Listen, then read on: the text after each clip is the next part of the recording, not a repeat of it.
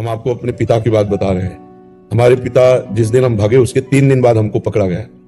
खोजबीन सब शुरू हुई तो 3 दिन बाद पकड़ा गया कि एक गोरा लड़का है वहां जंगल में देवी के मंदिर में रह रहा है।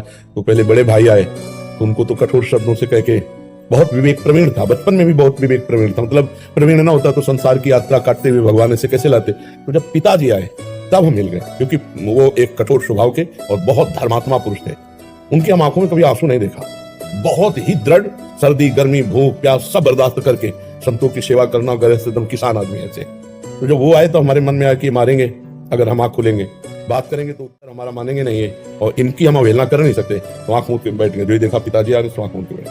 तो नजदीक आए अपने स्वभाव से, उठ खड़ा हो, नहीं खड़े, खड़ा हो, नहीं खड़े।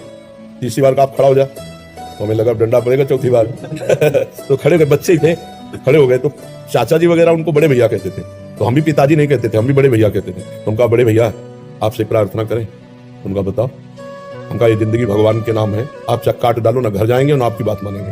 तो हम उनकी कृपा की बात बता रहे। एकदम चैप्टर बदल गया, जैसे भगवान की कृपा ना, तो उनका सच्ची, हमका आपसे सच्ची बात करें। घर नहीं जाओगे करना, कभी जिंदगी में ब्याह नहीं करोगे करना। वो खड़े हो जाओ, खड़े हो जाओ, ऐसे छाती से लगाओ, कहा राम राम राम 3 बार ऐसे छाती से राम राम राम ऐसे कहा। तो कहा जाओ, अगर ऊसर में भी बैठोगे तो फूलों की वर्षा हो। जाओ, जिंदगी में कभी तुम्हारा कोई बाल बांका नहीं कर सकता। पर एक बात ध्यान रखना, अगर आप बाबाजी बनते हो तो हमारा आशीर्वाद, ऊसर में भी बैठोगे तो फूल बरसेंगे, और जिंदगी में कोई बाल बांका तुम्हारा नहीं कर सकता। और अगर कहीं किसी की बहन बेटी देखी तो फिर तो हमका जिंदगी में आप इस बात को कभी नहीं सुनोगे। वो तो पधार गए, कई वर्ष हो गए उनको पधारे हुए, और उनका आशीर्वाद, माता पिता का आशीर्वाद भगवान का आशीर्वाद होता है।